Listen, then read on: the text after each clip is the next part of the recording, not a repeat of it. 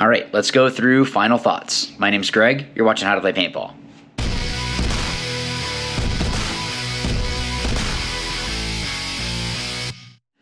All right, so first of all, thank you to Pro Edge Paintball for sponsoring this video. If you use the link down in the description down below, take you over to get all the best deals you can on your new and used equipment.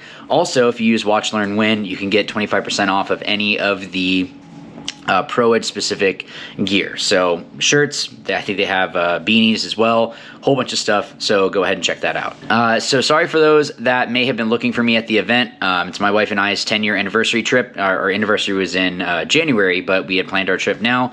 So I'm getting this done in the hotel room, get it all situated, and get that out for you guys. So stuff I do for you. Don't say I never did anything.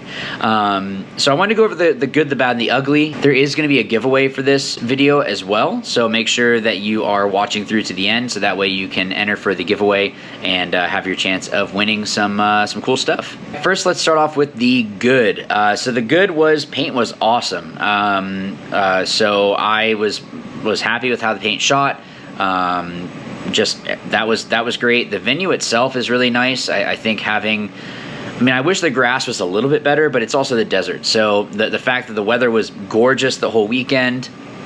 This time frame for Vegas seems to be pretty good. So being able to have a event that has good weather and also has good shooting paint, always a good combination. Another good thing was the competition. So the competition was fantastic. We had some great games. Obviously, we only went 1-3, but Virginia Vendetta has just moved up from Division 3. So them making the jump is a big jump, and for them to come out, I appreciate them bringing me on. Like I'd mentioned, it puts me into kind of a leadership role, and I have to be very flexible with how I play.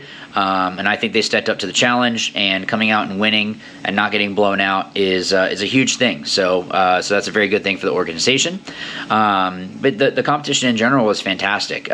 So that's always a good thing, always a plus. Another great thing is Vegas has a lot of flights in and out of it.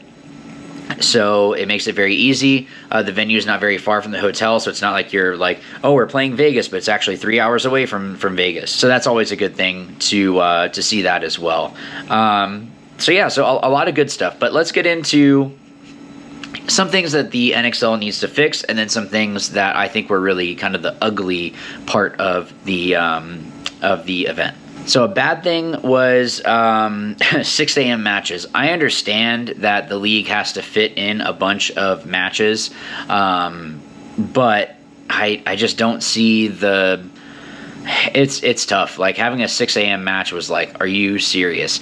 So I get that we weren't the only ones that had it, but that's something that I would definitely put in a bad column. Another thing is, as great as what the WNXL is doing, only one of our matches was on the premier field. So only one of them, and it's great that it's the one that we won was there, but being able to broadcast and have our games on there, usually it's you have 2 on the premier and 2 off of the premier field. This time it was only 1, and I don't know if it's just a matter of the amount of teams that were in semi-pro this event. I don't know if the WNXL needs to have some that are off of the premier and then some that are on the premier, just the same way that semi-pro does for the same thing. So premier and usually it's the infamous field. So I don't know, could be something. I'm not saying the WNXL needs to go away. That's not what I'm saying at all. I think it's fantastic what they're doing with it. I just personally didn't like that only one of our matches was on the premier field. Another thing that was definitely a downside, and the NXL needs to fix this, is the nets weren't low enough on the field. So there were times that, like, I was scouting and all of a sudden a ball shoots or skips underneath the net and hit me in the shin. And I play paintball, so I'm kind of like, okay, whatever. But where we were at, the location was, there was like a dog park and also like a area for families to, there was a gym, was a gymnasium, whatever. Playground is what I meant to say, not gymnasium. So playground. So you have little kids, and it's great that they can pick up paintballs and throw them on the ground. Okay, whatever, have fun with that. But all it takes is one paintball to skip out like that and hit the kid with a decent amount of force, and now it's a negative thing in their mind for the rest of their lives, or it's a bad taste in the mouth of the parent or the guardian that is there with the child.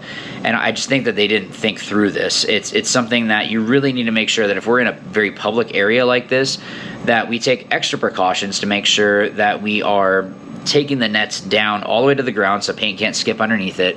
There's always going to be a couple that bounce over the net. There's nothing you can do about that other than putting a net over the top, but that's not really a good option. So those that bounce over, okay, that's whatever, but hopefully it's lost a lot of velocity as it goes around, and if it did happen to hit someone. But the ones that are shooting across, if it skips off the ground, I don't know, I just kind of feel like it wasn't thought through.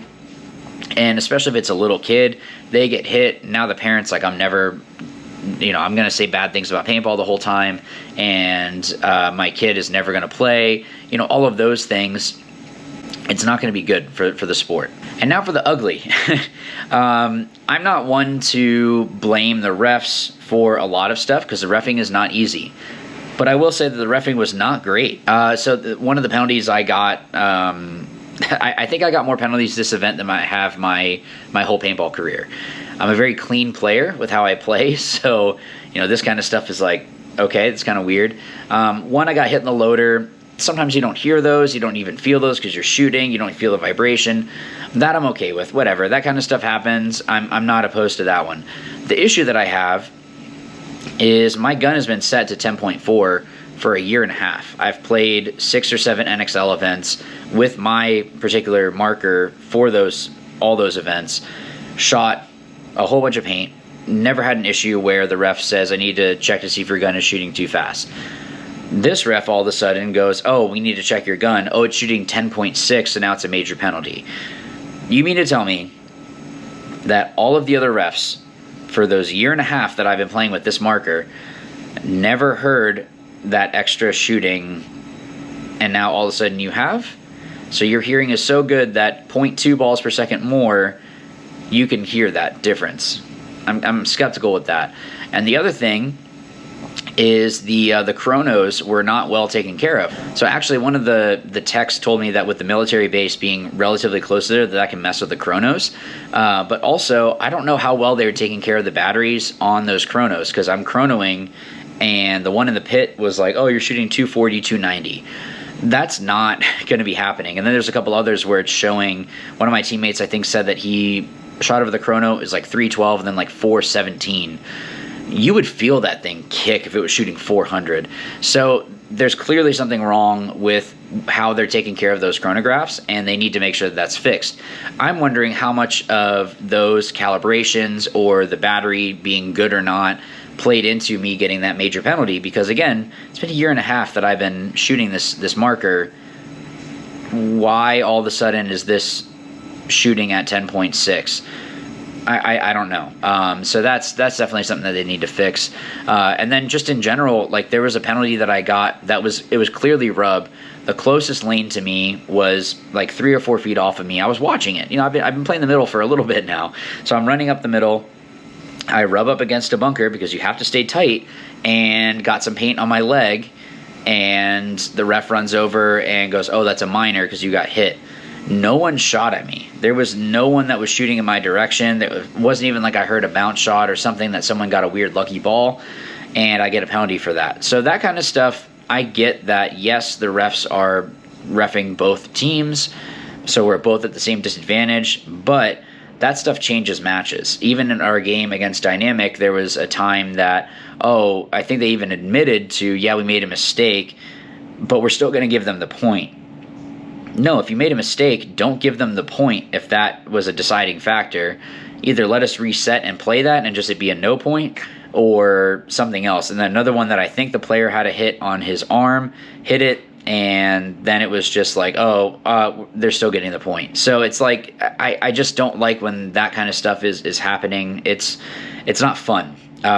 Those weird little loader hits, like I said, in the pack, those are legitimate minors. Those should be given out. But when I rub up against a bunker, if you guys aren't doing a good job of squeegeeing the bunkers, that's not on me. And also, if there's no one that was shooting at me, why am I getting a penalty? So that's definitely some of the ugly. And roughing is not easy. I'm not saying that I would do a better job roughing or anything like that, but there does need to be some sort of adjustment made with the refs that are on the field, because that stuff changes matches, and that's not fun.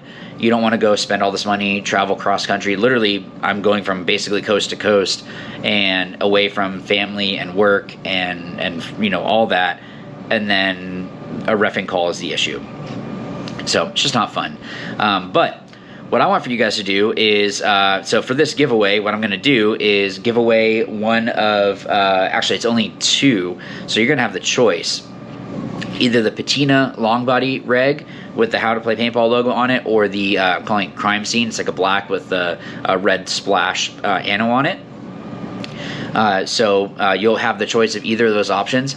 What you need to do first is make sure that you like and subscribe. If you haven't subscribed yet, you need to make sure that you do that. And then in the comments down below, what's something that you think that I should go over in the videos that I do? Is there something that you want help with, or is there something that you think could help out other players? Put that down in the comments down below. Once you do that, email me at howtoplaypaintball05@gmail.com and just have your screen name in there. You can just put like giveaway in the comments.